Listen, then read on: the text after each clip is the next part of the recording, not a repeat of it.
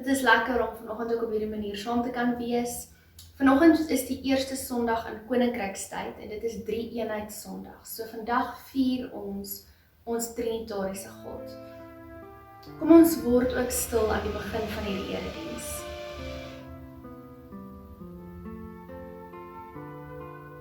Terwyl ons so stil word, gaan ek vir ons 'n gebed lees oor die 3-eenheid deur Richard Rohr. Haal diep asem in en uit. En in en uit. Ek lees vir ons hierdie gebed. God vir ons noem U Vader. God by ons noem U Jesus. God in ons noem U Heilige Gees. U is die ewige geheimenis wat bemagtig, toevou, omarm, insluit en alles tot lewe wek. Ook vir ons, ook vir my. Elke naam skiet ver te kort om U goedheid en grootheid te omvat. Ons kan slegs deur dit wat bestaan sien hoe U is. Ons bid dat ons oë vir volkome kyk geopen word. Soos dit in die begin was, so ook nou en tot in ewigheid. Amen. Kom ons groet mekaar ook vanoggend responsories. Dit beteken ek sê die een gedeelte en julle sê die ander gedeelte. As jy alleen is, sê dit hardop saam. As jy saam met jou familie of jou gesin is, of die mense wat saam met jou in 'n huis woon, sê die ander gedeelte ook saam. Genade en vrede vir julle van God die Vader. Aan God se liefde is daar geen einde nie. En van die Seun. Aan God se liefde is daar geen einde nie. En van God die Heilige Gees. Die Gees maak alles nuut.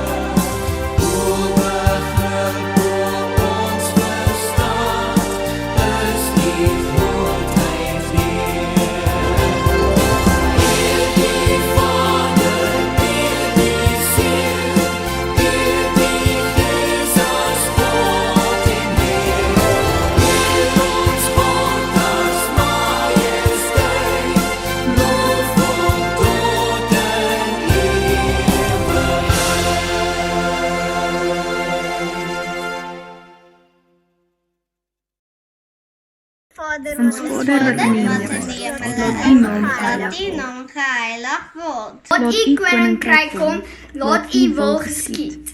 In die hemel, soos in die hemel, so ook op die aarde. So ook in die aarde. Gee ons vandag ons daaglikse brood. En vergeef ons skulde, soos ons ook U vergewe wat teenoor ons skuldig staan. En bring ons nie in versoeking nie, maar maar verlos ons van die bose. Want aan U behoort die koninkryk Want aan U en die behoort die krag en koninkryk die heerlikheid tot in ewigheid. Amen. Amen. Ons teks vir vandag kom uit Genesis 1 uit, vers 1 tot 4. In die begin het God die hemel en die aarde geskep. Die aarde was heeltemal onbewoonbaar. Dit was donker op die diep waters, maar die gees van God het oor die waters gesweef. Toe het God gesê, laat daar lig wees, en daar was lig. God het gesien die lig is goed, en hy het die lig en die donker van mekaar geskei. Ons lees dan ook vers 26 en 27. Toe het God gesê, kom ons maak die mens as ons verteenwoordiger, ons beeld, sodat hy kan heers oor die vis in die see, die voëls in die lug, die makdiere, die wilde diere en al die diere wat op die aarde kruip. God het die mens geskep as sy verteenwoordiger. As beeld van God het hy die mens geskep. Man en vrou het hy hulle geskep. Die Bybel begin en eindig op die aarde, in Genesis en dan in Openbaring. En ons sien eintlik iets van hierdie belangrikheid van die aarde ook in die Onse Vader gebed, wat ons net nou saam gebid het. In Matteus, wanneer ons bid en vra dat, laat u koninkryk kom, soos in die hemel, so ook op hierdie aarde. Nou is dit so, dat daar tussen Genesis en Openbaring 'n klomp dinge gebeur in hierdie wêreld, en klomp mense kry seer, en daar's pyn en slegte goeders wat gebeur, maar tog is hierdie aarde goed, en tog is hierdie aarde vir God belangrik. In Genesis kry ons eintlik hierdie idee, dat God sê, maar die materiële wêreld is nie minder belangrik as die spirituele wêreld nie. Ons kan dalk iets daarvan raak sien in hoe die woord gees vertaal kan word. Die woord gees wat oor die water sweef, kan vertaal word met wind of asem. Hierdie fisiese aarde waarop ons woon, is vir ons God belangrik. So wie is hierdie God wat ons hier leer ken? Hierdie God van lewe, God wat lewe gee en lewe skep. Wanneer ons hierdie Genesis teks lees saam met tekste soos in die begin van Johannes 1 en ook in Kolossense 1, dan sien ons dat God 3 in 1 is. En dit help ons net om beter te verstaan dat God 'n verhoudingswese is en dat ons deel gemaak word van hierdie verhouding. Die skepingsverhaal is ook 'n baie persoonlike verhaal, want soos wat jy dit lees hoe hierdie God skep, ons God skep, dan sien ons en beleef ons eintlik hierdie vrae binne in ons, soos, hoe behoort ek na die wêreld te kyk, en wie is ek binne in hierdie skepping? Wat bely ek wanneer ek sê, ek glo in hierdie trinitariese God? Dis hierdie skepper God, hierdie trinitariese wese van verhoudings, in wie ons glo. Hierdie lewe van verhoudings het Jesus aan ons kom wys, kom beliggaam, toe hy op aarde gewoon het en mense ingetrek het by hierdie verhouding. Ons kan eintlik sê dat ons leef in hierdie web van interafhanklikheid en ons noem dit liefde. So kom ons ook nog steeds 'n gemeente kan wees, al kan ons vir hierdie tyd net virtueel saamkom. 'n Gemeenskap wat gegrond is in hierdie trinitariese God, gegrond is in verhoudings en in liefde, sal mekaar nooit as objekte hanteer nie. Mag sal nooit domineer daar nie. Hier sal ons gelyk wees, en hier sal ons een wees. Hierdie God van ons het geskep. En dit bring ons by die hoe en by die hoekom. Ons kan vra, hoe het God geskep? En ons kan vra, hoekom het God geskep? Nou, 'n praktiese manier om die verskil uit te beeld is 'n ketel met water wat kook. Wanneer ons na die water kyk wat kook, dan kan ons sê, maar dit is klein molekules wat baie vinnig vibreer en dit maak hitte, dit laat die water kook en dit is die fisiese proses wat hier gebeur. Dis die hoe.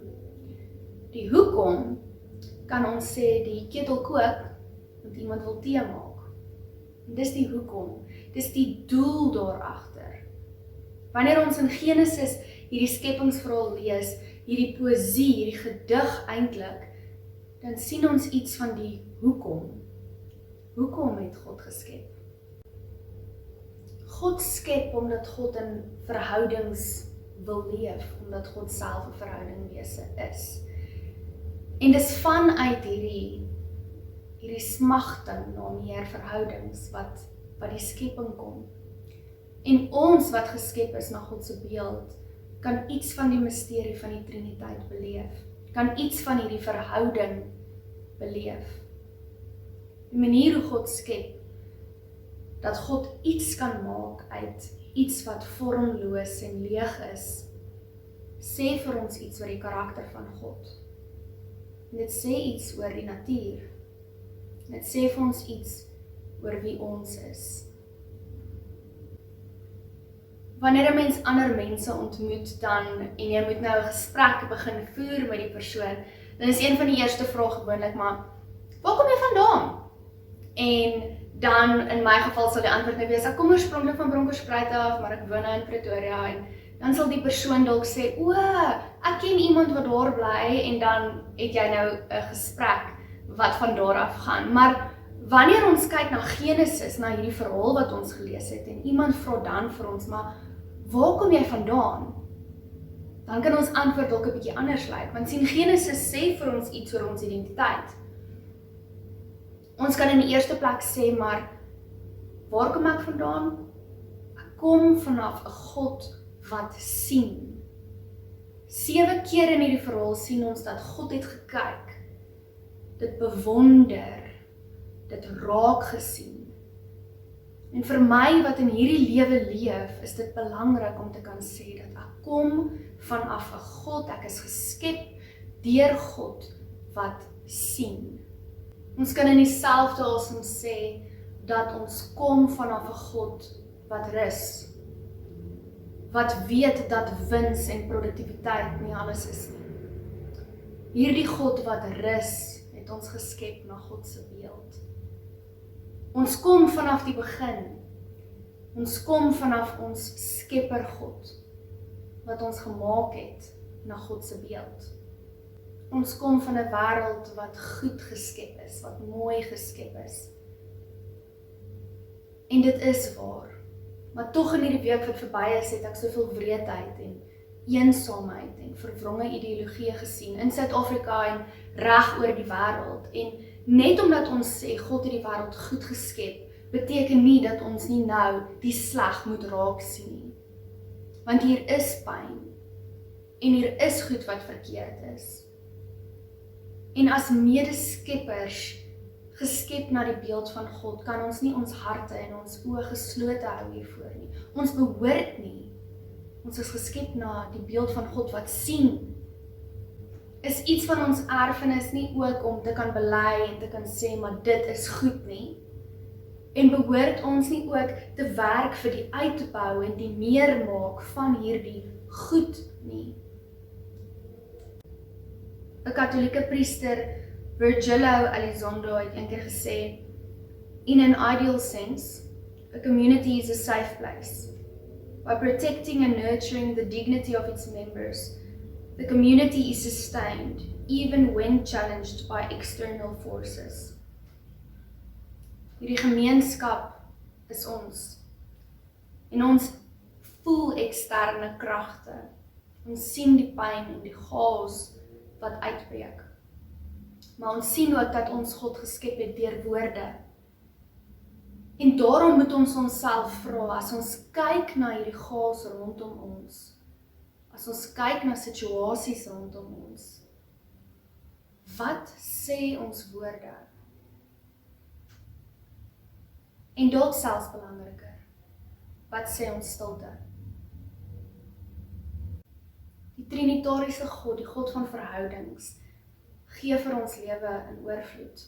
Wil hê ons moet 'n lewe in oorvloed leef, in verhoudings gekoppel met God en ander mense en die natuur. En as medeskeppers behoort ons hierdie volheid van lewe beskikbaar, moontlik te maak vir ander. Ons lewe in 'n unieke tyd. Ons het dit almal al gehoor, maar die tyd van COVID-19 gee vir ons uitdagings, maar ook geleenthede. En as mense wat geskape is na die beeld van God, behoort ons onsself te vra, waar mag ander magteloos laat? En waar een lewe ander lewens ontneem? Mag ons in ons verhoudings met mense daardie lewe in oorvloed gee, wat God vir ons wil gee. Genesis wys net weer vir ons dat ons 'n God aanbid wat teenwoordig is. God is nie ver nie, God is hier. Selfs in die pyn, as ons lees dat God se gees het oor die donker waters of die diep waters gesweef, dan weet ons dat God hier is. Laas Sondag was Pinkstersondag. Ons kon vier dat die Gees in ons woon en in ons werk. En dat ons as medeskeppers op hierdie aarde kan leef. Die volheid van lewe voel dalk nie nou vir ons soos iets wat ons het nie, of iets wat dalk haalbaar is nie, maar die volheid van lewe is iets wat God vir ons wil gee. Die volheid van lewe is om in hierdie verhouding met God en ander mense en myself en die natuur te staan en te weet dat ek geskep is na God se beeld. Aan die een kant so nietig en klein, maar aan die ander kant medeskepper, die persoon wat help om hierdie skepping te onderhou. In die pyn wat ons sien rondom ons, het dit my laat dink aan die Gees wat sweef oor die diep donker waters en ek wil graag 'n gedeelte lees wat 'n vrou in 'n boek skryf. The way most people talk about darkness, you would think that it came from a whole different deity. But no. To be human is to live by sunlight and moonlight, with anxiety and delight, admitting limits and transcending them, falling down and rising up. To want a life with only half of these things in it is to want half a life, shutting the other half away, where it will not interfere with one's bright fantasies of the way things ought to be. Daar is pyn, en daar is hartseer, en daar is chaos. Tog bely ons dat ons in 'n God glo, wat alles goed geskep het. So as iemand ons nou sal vra, maar waar kom ons vandaan? Dan kan ons sê ons kom van God af, ons skepper. Ons weet nie presies hoe nie, maar iets van God is binne in ons. Ons is na die beeld van God geskep. En soms doen ons skade aan hierdie beeld. Maar ons moet weet dat ons intensies en ons liefde en ons lewens iets van hierdie God reflekteer. Psalm 8 vat die spanning vir my so mooi som. Wat is die mens dat jy aan hom sal dink? Ons voel so klein en nietig. En dan net aan die ander kant, jy het hom net bietjie minder as 'n hemelse wese gemaak. Mag God ons gedagtes en ons dade rig, dat dit gefestig en gegrond sal wees in die verhoudingswese van God. En mag ons in hierdie onsekere tye die woorde kry wat nodig is, maar ook die stiltes waar dit hoort. Amen. Kom ons bid saam. Here, ons vra dat U ons harte kom ondersoek. Elke die boekie van ons, wat ons dalk nie eers nou wil noem nie. Here, kom praat met ons in ons stiltes.